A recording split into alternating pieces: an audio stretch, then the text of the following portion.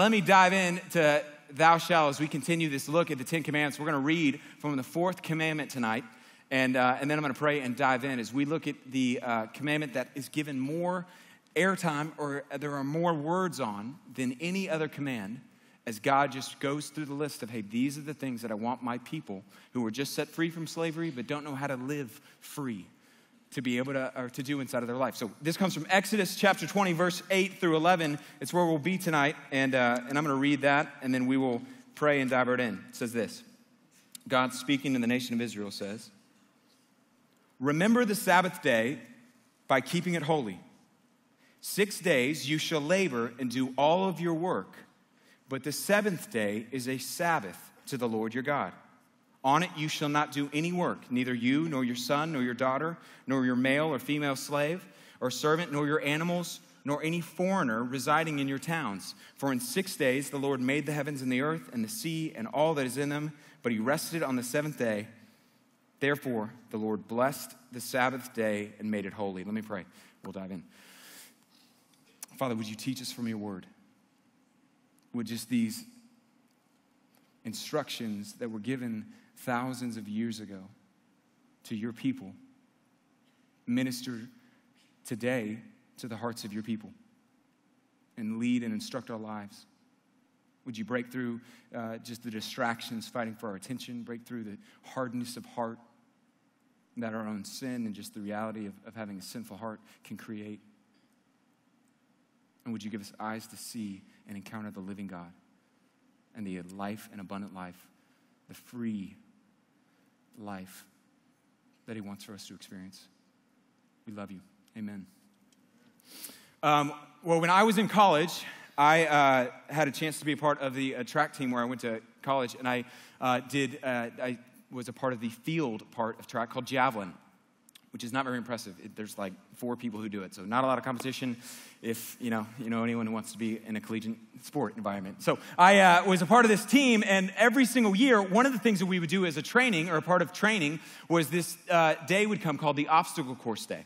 And it was my freshman year. I'd never heard of the obstacle course or didn't know much about it. But as the semester progressed, everyone would talk about, oh man, the obstacle course, it's the worst day of the entire year. Just get ready to have your entire body filled with lactic acid, and it's just going to be miserable. It's the hardest training thing that we do. And so I'm like, man, how hard can it be? What's it going to look like? And so the day finally comes, and I begin to see what the obstacle course is. We're there at the track stadium, and the coach begins to say, here's what you're going to do. Each one of you will essentially do 2 laps of this obstacle course where you will perform a series of running and jumping over these different hurdles, and you will run over to the stadium bleachers, and you will snake 4 sets of bleachers carrying a 16-pound weight and then carrying a 30-pound weight. So you'll finish it, you'll drop the 16-pound weight up, run back, run around the lap around the track, jump it over the hurdles, grab the 30-pound weight, carry it with you, and jump over the hurdles again, carry it over there, and snake the bleachers. He looks at me, says, David, you're going to set the pace. So I was a young, new guy, didn't exactly know, what this would look like, but he's like, you're going to set the pace, you're going to kick it off and start it for all of us. And I'm like, man, all right, well, showtime. Here we go. Got to show him who's boss. Okay. And so I get ready. I'm mentally, trying to think through what my strategy is here. And he says, go. And all of a sudden I take off, and I am just like, I don't know if it was adrenaline or nerves, but I'm just in a full-out dead sprint.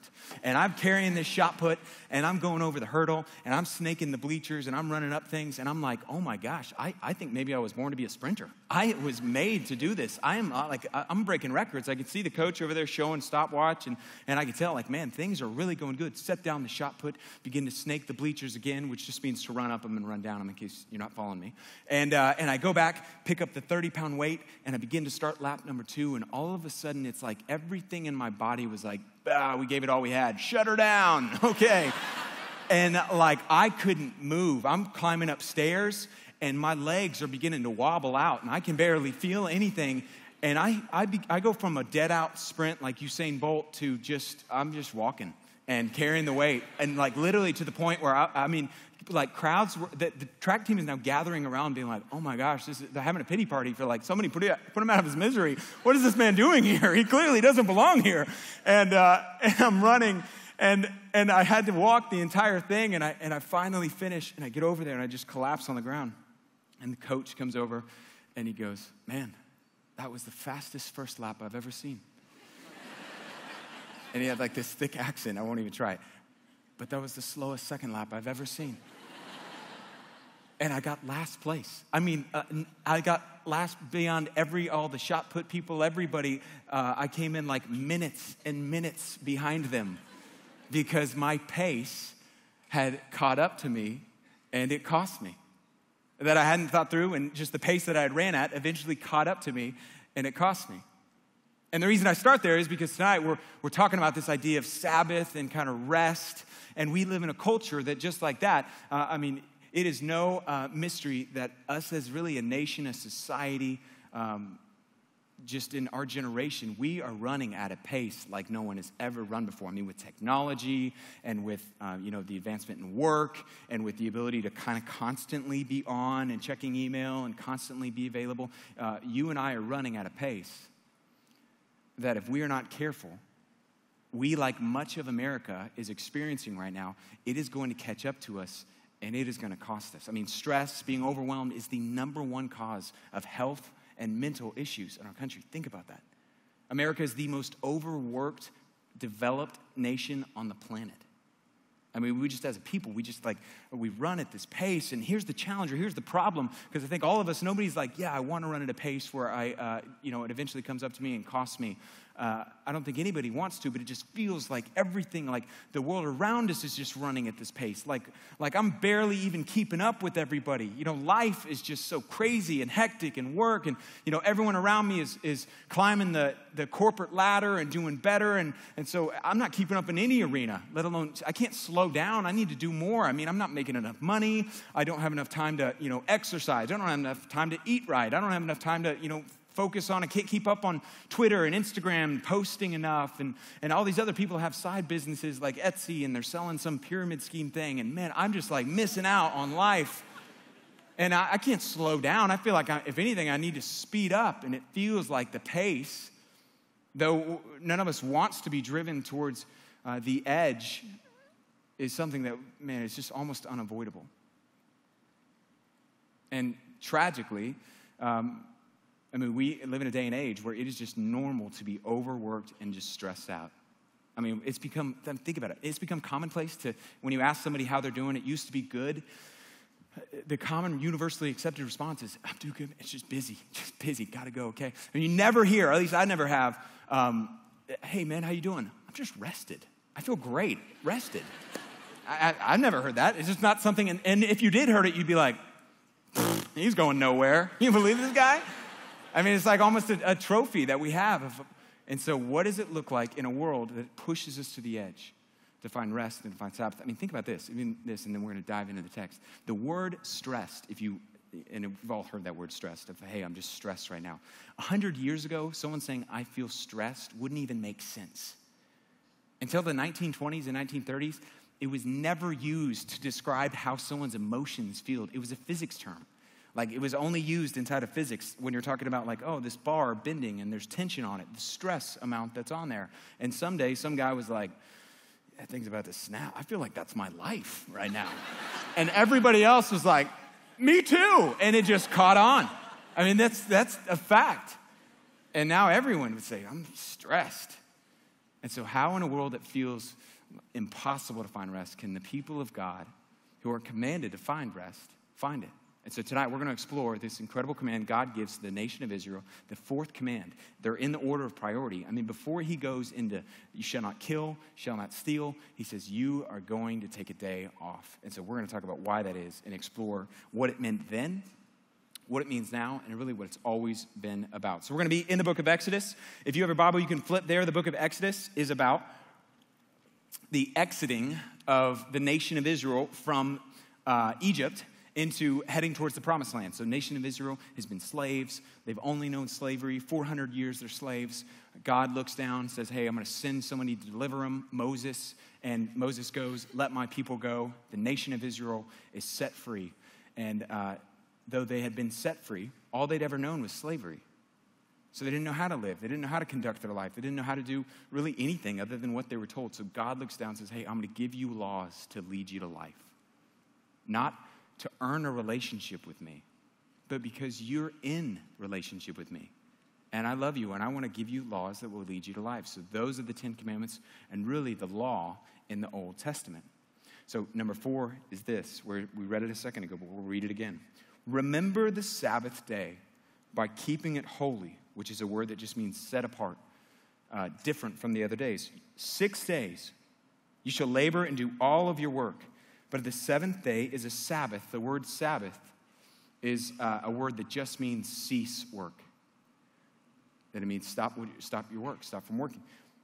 It's a Sabbath day, stop from your working, to the Lord your God. On it you shall not do any work, neither you, nor your son, nor your daughter, nor your male or female servants, nor any of your animals. So you can't be like, yeah, I'm just riding the donkey and he's pulling things out there. God says nobody's going to work. Neither any foreigner residing in your town. So God took it so seriously that even if you weren't Jewish and you're like, here's pagan Paul, he's living with us and he can go out there and work. God says if he's amongst my people, he shall not work. I want everyone to stop. For in 6 days the Lord made the heavens and the earth and the sea and all that is in them, but he rested on the 7th day. So it points to God's example. Therefore, the Lord blessed the Sabbath day and he made it holy. We're going to come to that, or come back to that verse in a second. But essentially, God tells the nation of Israel, in my top 10 list, I want you to take a day off. I mean, the unprecedentedness of this is almost hard to put into words. In other words, there's never been any nation that we know of, no culture. If you study ancient civilization, no one else had ever done this before. No one else really would do anything like this for centuries and centuries and centuries, where God would say, hey, you're going to stop working. Now, this first idea that we're going to pull from the text of these 3 ideas that we see of how we can experience a life that experiences rest is that we, like the nation of Israel, have to stop maxing out your life. That's what he looked down and he said, I don't want you to max out your life. I don't want you to you could work 7 days, but I don't want you to fill your life to its max capacity. I want you to step back from the edge. Wherever your maxed out is, I want you to step back from the edge. Don't go all the way to the limit. And I want you to trust me with the gap that is created there. And you might be thinking, why would you have to trust him? I mean, think about in this time, what's on the line is you're living in a very different age. So when God says, hey, I don't want you to stop working entirely, everybody stops. I mean, at this point in time, it's dangerous to do that. There's no refrigeration. There's no, our water system just comes right out of the ground. They live in a day and age where you think you're busy. You don't have to milk a cow this morning. You don't have to pluck chicken and cook it up in order to eat it. You don't have to dig a well to get water. You don't have to build your own house by hand. In this day and age, they're going, man, if we don't work, we may not eat. We may not have a place to stay. You're asking us to pull back from the edge and just trust you with that? And God was saying to the nation of Israel, every week, I want you to stop. And I want you to show yourself and showcase to the world that my confidence doesn't come from my ability to make things happen, but from my God who can make things happen. In other words, the Sabbath day was not primarily about recovery and about rest. It was about trust. I want you to trust me. I want you to pull back from the edge. I know you could go 7 days. All the other nations are going to go 7 days. I want you to pull back from the edge and trust me. And so your animals don't work, nobody works. And it's not just, hey, you have, your muscles, they need a day off and tension. While that may be beneficial, clearly it wasn't the primary reason. I mean, shortly after this, in case you're like, really, Shortly after this, the nation of Israel is headed towards the promised land. And they're walking towards it, and they're out in the desert, it tells us, and there's no food. And God says, hey, I'm going to provide for you food 6 days a week. Every single day, you're going to wake up, there's going to be bread on the ground. How crazy is that? And they'd wake up, and there'd be this, these flakes, the first frosted flakes, if you will, were out on the ground. And you would go out, and you were told, hey, you could pick up 1 bucket. That's what God said. Hey, each person gets 1 bucket. You get 1 day's worth of food. So they go out every single day. They're like, oh, my gosh, it's here again. And they would pick up the food. They'd put it in their bucket. And God said, hey, you only get your daily bread. You can't get 2 days' worth. If you get 2 days' worth, it's going to rot. In other words, if you try to be like, oh, store it all up, make sure that we get enough, then everything that you don't eat that day, you're going to take it home and it's going to get filled with maggots, which is what happened, we're told if you read the story. So every day they'd go out, get their bread, it would be enough. On 1 day a week, though, things were different. The 6th day, the day right before the Sabbath, the 7th, where God said, hey, you are going to go out, and it says this in Exodus 16. that the Lord has given you the Sabbath, which is why on the sixth day he gives you bread for 2 days. This is verse 29 of 16. Everyone is to stay where he is on the seventh day and to not go out and pick up bread. So God says, except for one day a week, you're going to pick up 2 buckets. If the Sabbath, and then they would go out, they'd eat, and it wouldn't rot. It would last for the Sabbath. Now, if the Sabbath, think about this. If the Sabbath was just about recovery in your body, they're not doing any work. Like they're picking up a bucket. It's not that challenging. And think about it even further. I mean, if it was just about recovery, God, you're doubling up the workload. If the bucket thing is really, really hard, so hard we need a day off, you're doubling it up on Saturday. It clearly wasn't about, man, you need a rest from your morning bucket pickup. It clearly was about, I want you to trust me. I want you to know that I'm a God who provides, and I want your confidence to come not from your ability to work, your ability to make things happen, but I want you to weekly be reminded, I provide. Your confidence, trust is in me, not in you, not in your work, not in what you can provide and you can do.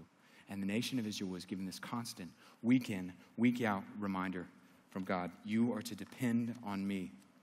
That God wanted his people to be free from just the lie that we still believe today, let's be honest, of, man, I need to get after it because nobody's looking out for me but me. And he says, man, I want you to be a people who know I'm the heavenly Father who cares for you. And I will meet your needs. I may not meet your wants, but I will meet the needs that you have. And have a father-like relationship with his children.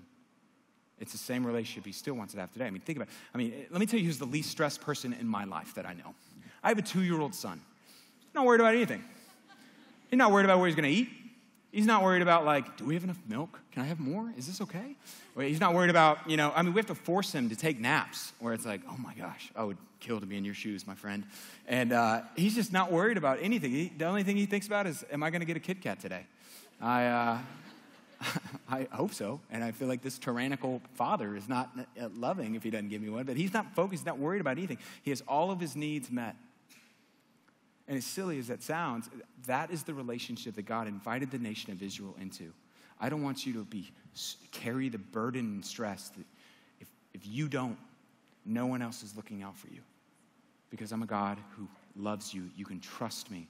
And I want you weekly to know your confidence is found and comes from me. Inside of this room, I know that the temptation for most of us is to max out your life. And whether you're like, man, we can all, if you think about, like, why do we do this? Why do we just jam-pack our life and go from one thing to the next? And, we work these crazy schedules and we fill our life with one thing after the next. And being at Watermark, it can be just as easy to go from, hey, I'm at Watermark to I am waterlogged and have something here every single night. And if you think about why do we do this? Some of us may say, man, it's just a season that I'm in. You may say, hey, this is just kind of how it works in my company. You may say, I just like it. I like being busy.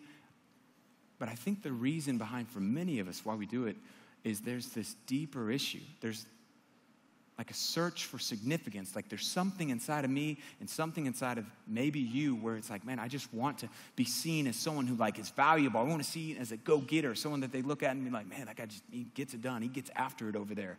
I want to be seen as someone who can handle it, high capacity. Someone who does have the I got these side hustles going on over here and I'm working really hard and thriving here. And yeah, my Etsy company, would you like to see it? And I'm a photographer. Would you need some pictures? And we just fill up and fill up and fill up because there's something inside of us that wants to feel like we matter. And God says, I want you to work into the rhythm of your life, pulling back from the edge. If you are living a maxed out life in an effort to fill your life with the most, you will cut out what's most important. And so will I. Our relationship with God and others. Let me say it again. If you live a maxed out life, you will cut out, in an effort to maximize or to get the most out of life, you will take out or push out the things that are most important. And God said to the nation of Israel, I want you weekly to remember, I'm the Lord your God. I'm the one who provides. So what does it look like today to practice the Sabbath? Well, we know that, so the first idea is that you and I are to not max out our life or to stop. The Bible also tells us, based on that principle and based on other teachings, there's some things we need to start doing. But let me say this, in case you're like, wait a second, isn't this all the Old Testament? Are we underneath the Old Testament? Do we even need to keep the Old Testament law anymore? What does it look like to, obey the Old Testament? What impact does that have on our life? The Bible says that you and I as believers are no longer underneath the law of the Old Testament. We're no longer underneath the laws. In other words, in the same way that they were, the nation of Israel was underneath the law, you and I have graduated from that system. But inside of the Old Testament, though we don't have a relationship with God based on keeping the law, and we're not under the law, there are still rules and still laws that apply or are applicable. There's principles inside of the laws that relate to our life. In other words, like when I was in elementary school, there were different laws that I lived underneath at my elementary school. So I couldn't, run in the hallway with scissors. I couldn't throw food at the cafeteria lady. I couldn't go to class late. I had to, be respectful of the teachers and just all kinds of different rules. Today, I stand before you as someone who has graduated from my elementary school. And thank you. Thank you. Good night, everyone. And I am no longer underneath the laws of my elementary school. I have graduated from that system. But there are still things inside of or still rules that were a part of my elementary school system that are applicable to me today. I don't have to be at class on time or I'll get a demerit. Or have to change my color or whatever it is. But it's still a bad idea for me to run in the hall with scissors or throw food at the lunch lady. There are still things that are just principles that still apply to God's people. So it is with the Old Testament. Though you and I have graduated, Paul would say, we've been set free from the law. We are no longer under the law. Galatians 5, verse 19 says that you and I, verse 18, if you are led by the Spirit or a follower of Christ, you are not under the law. Despite the fact that we have graduated from the law, there are principles or there are laws in the Old Testament, and the principle behind them is still relevant to our life. Because it was given for a purpose to lead us to life. And so it's really every single law, they're not all the same, and it depends on the law. Are you and I underneath the Old Testament law? Certainly not to be saved. But there are laws that there's still a principle that God gave that we are to obey, and doing so it leads us to life. So you and I, as it relates to the Sabbath, are people who, from the principle of the Sabbath, now start intentionally slowing down our life. What does it look like to live out the Sabbath in the modern day? Paul says in Romans 14 that it's not really about a day. So in other words, if you've ever heard people like, is it Saturday? Is it Sunday? Is it like any day? Is it if I went to Cancun and that was a Sabbath? Is that way? Like, what does it look like to live? Paul says, hey, it's not about a specific day in Romans chapter 14. But the principle of intentionally slowing down is still relevant to the lives of the people of God. The best way that I heard it said this week is that it is a action that, what does it look like to practice the Sabbath? We start intentionally slowing down our life. You start intentionally slowing down your life to experience the rest God wants for you in a world that feels like there's no place to find it. You stop maxing out your life and you start intentionally slowing down your life. And this involves two things. It involves the action of, hey, I'm actually going to pull away for these few hours and be intentional with this time, or for this 24 hours, or for this amount of time, and be intentional with this time to do things that slow me down and that stir my affections to the Lord. I'm going to do actions. I'm going to intentionally stop. I'm going to plan it into my calendar, and I'm going to say, on this afternoon of this weekend or at this time, I'm going to pull away and do things that slow me down and things that stir, to use a Christian phrase, that begin to stir my affections for the Lord, which is not a one-size-fits-all thing, but for each of us, it is pulling away and turning our mind on the things that cause us to worship. The reason I say it's not one-size-fits-all is for some of you, it may be like, man, I just want to pull away and read a book in a hammock by the lake. And for others of you, that sounds like homework. You're like, I do not want to do that. And so it's just finding and building into your life and my life things that stir your affections for the Lord. Is it binge watching on Netflix? I don't think that it is. And here's why. Though that may be the problem is we run at such a fast pace that we're like, oh my gosh, I just want to numb my life and just sit on the couch, eat Butterfingers and Bluebell, and binge watch on Stranger Things right now. And I think that, oh man, I think that not that any of those things are necessarily bad. This is not an official endorsement of Stranger Things. I haven't seen it. Season 2 I haven't seen. But I think that the God who's there is not just saying, hey, I just want you to tune out and numb yourself to the world around you. I want you to intentionally tune your mind into me. I mean, even the idea that it's not just amusement. The word amusement comes from the word a and muse, as in a meaning to not, and muse meaning to think, to not think. And the Bible says that Sabbath is not just where we amuse ourselves, but where we do things that intentionally, God says, worship the Lord. So for you, it may look like pulling away, reading, journaling, walking. I don't know what that's going to look like inside of your life. Maybe it's going on a run, hiking.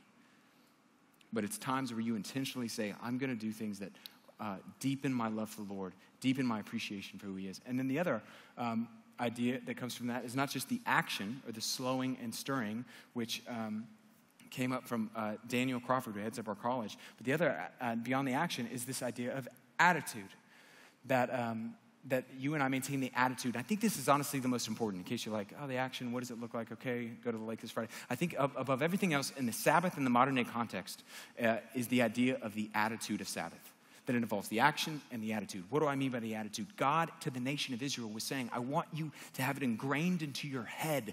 Your mind sees yourself as dependent on me, the living God.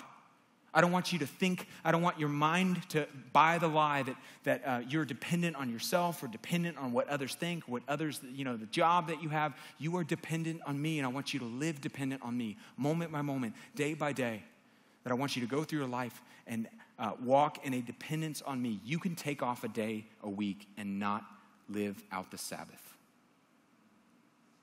If you don't go through life saying, God, I'm dependent on you.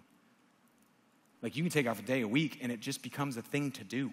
Like off the checklist, here we go. All right, and I have to do that. And God says, I want you moment by moment, see yourself dependent on me. God, I can't, you can. That means in everyday, ordinary moments, Lord, I'm headed from this meeting to the next, and I feel overwhelmed and stressed. I'm turning to you. Will you help me, the God of peace, to guard my mind? I'm going to pray to you the things that I'm anxious about, and I trust in you. I can't handle it, but you, my God, can. I'm dependent on you. God, you know that I'm going to this party and I'm going to see that friend that deeply wounded me. And my temptation is not going to be to love them or care about them, but I want to be what Christ would have me be, which is compassionate and forgiving and all the different things you call me to. Will you help me in this moment? Because I can't, but you can. It's this constant attitude of Sabbath, of dependence. That's what the Sabbath is all about. Hey, I'm dependent on you. And I'm going to trust in you, both in the action that I have and in the attitude that I'm going to live my life with. So today, it looks like intentionally carving out time and that you and I would intentionally maintain the attitude of Sabbath and dependence and trust on him. But ultimately, let me say this before we go to the third idea. I think the way that we often think about it is like the Sabbath is kind of this recharge. It's like, hey, when I plug in my phone at night, I plug it in, and then it's all charged up, and then I'm good, and I'm headed off, and I'm good to go. The Bible doesn't present the idea that, hey, Sabbath is just this one-time charge, and once you run out of battery, come back here. It presents this idea that you're never meant to run out of battery, but you're constantly plugged in. You're always abiding with him. You're always walking in dependence on him, and that's what he wanted the nation of Israel to get. He wanted them to get it so badly that he said, every 6 days, we're going to do this again. So you see yourself as dependent on me. Do you see yourself that way? Putting your life, God, I'm trusting in you. I see you as the source of my provision. I see you in control of the circumstances of my life. I'm going to walk in dependence, constantly connected to you. Finally, the Sabbath, it's clear, has never been just about recovery. We said that earlier, but if you even think about the fact that the way the Sabbath is introduced is in creation. It's clearly not because God needed a day off to recover. Think about that. Like he says, look, I'm God. I don't grow weary. I worked 6 days, and then I took 1 day off, and you're going to too. Not because I need to take off a day, because, man, oh gosh, that really took it out of me at that time. I'm God. I never grow weary. I'm omnipotent. I'm all-powerful.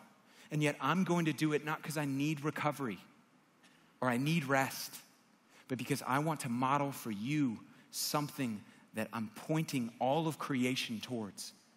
That the Sabbath has never been just about recovery. It's honestly not just simply about rest. It's about dependence, and ultimately it's all about Jesus. Why do I say that? Years later, the author of Hebrews would write about Sabbath. In the New Testament, there's a book called Hebrews. And inside of the book of Hebrews, he basically writes and he says, look, hey, God gave them this rest, but all the rest was ultimately pointing to a later rest that God would give his people. Like there was going to come a day where he said, I'm going to give them not just a temporary day off on a weekend, but an eternal rest. And the way they're going to access that is by ceasing from their works and trusting in me alone, trusting in the God who works on their behalf. The message of the gospel, the New Testament, all rings throughout the Sabbath. In fact, in Hebrews chapter 4, it says this in verse 9 and 10 that the author of Hebrews, if you read the chapter, he's talking about how in weaving the Sabbath into Israel's history, God was sending a message. He was giving them a picture that the Sabbath would point to a person and a rest that that person would one day bring, that person being Jesus, where he writes in verse 9, there remains then a Sabbath rest for the people of God. For anyone who enters into God's rest does so and also does so by resting from their works just as God did. That the idea of the Sabbath, meaning cease from your works, was always meant to be a picture pointing to Christ. Always meant to be a foreshadowing of the day that would come when Jesus would say, cease from your work. I will come and die on your behalf, and I will do what no person's work could ever earn them the right to experience a relationship with God for all of eternity. The Sabbath has always been pointing to God, always been pointing to God who works on your behalf, doesn't demand work from you. It's always been what the Sabbath has been about. And the author of Hebrews says it's like this picture that God early on gave his people that would point to a person. It's like I brought up here my favorite picture of my wife that sits on my desk. And there's a number of reasons. I'm not crazy about the frame, but I love the picture. And I love her smile in it, and it's from our wedding day, and I think she looks beautiful, and I just see it every day. But this picture, you know what it can't do? Is like, it can't talk back. It can't go on a walk and hold your hand, or my hand. It doesn't laugh at my jokes, even when they're not very good. It doesn't... But he does. And it's not going to give you a hug back. It's not going to, it's just not going to, it's going to fall and pale in comparison to a person, like a picture. It's as good as, it's only as good as its ability to point to a person. And it pales in comparison, like contains a part, and it kind of gives you a look at what she looks like, but it pales in comparison to her, the person. So it was with the Sabbath. That God said to the people of Israel, that God is woven into creation. Hey, I'm going to give you a picture. And it was always meant to point to a person, which is Jesus. Like the very gift of on the seventh day you're going to rest is so that for years and years and millennia, and as long as there are humans alive, that they will know that there's a God who's out there who doesn't demand that they work for him. He demands that they trust the God who has worked on their behalf, who's given their life. The Sabbath has always been pointing to Jesus, the one who said, hey, will you come to me? I will give you the rest your Sabbath days will never be able to give you. In Matthew 11, he looks out into this crowd and says, come to me. I'll give you the rest for your souls. Your souls are crying out for rest, and you're not going to find it anywhere else. You're not going to find it in a dating relationship, in a job, in a bank account number that you have there. You're not going to find it in the ability to have children or whatever preferred future you see for yourself. You're not going to find it there. Will you come to me, Jesus said, and you'll get rest for your soul.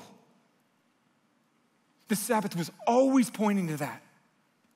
If you are not a believer inside of this room, the worst thing you can leave here and do is take off Sunday. But the best thing that you can do is to come and trust in the one who gave his life for you, Jesus on the cross, who accessed or gave you access and me access and anyone who will trust in Jesus' death and resurrection on the cross. That he died in your place for everything evil you've ever done, every abortion in the room, every look at pornography, every evil act, every hit that you've taken of whatever drug, every sip of or drink of alcohol, anything you've ever done was laid on Jesus on the cross. He saw all of it in advance, said, I'll die for them. And if they will cease from their work, they'll have eternal life. They'll have eternal Sabbath. I don't demand that they work for me. I'm going to cause them to stop. Because one day, I'm going to send my son, the fulfillment, the person that the picture of the Sabbath was pointing to showcase. I'm a God who works on their behalf. Will they trust in me? If you are a believer, I mean, the best thing for you to leave here and do is leave and fall in love, continue to walk with and have a relationship with not the picture, but the person of Jesus. And sometimes it can feel like, man, I'm even overwhelmed by not doing good enough at keeping a Sabbath. It just becomes something else I need to do, and ain't nobody got time for that. And man, help me, Lord. And I think the invitation that God, who's there, says, man, will you come? Will you walk with me? Take my yoke on me, he says. Walk in step with me, and you'll see that my burden is easy. My burden is light. And you're just sitting around people, man, if you're not a believer, you're sitting around Christians, and their life isn't perfect. It's got challenges. We live in the same broken world that you do. But our life is we're not better than you, but we're better off than we used to be because we have stepped into the Sabbath relationship. And we've found the only source of life, the only source of rest in a world that is broken, in a world where there is no peace other than the peace that comes from the person the Sabbath pointed to. Let me pray.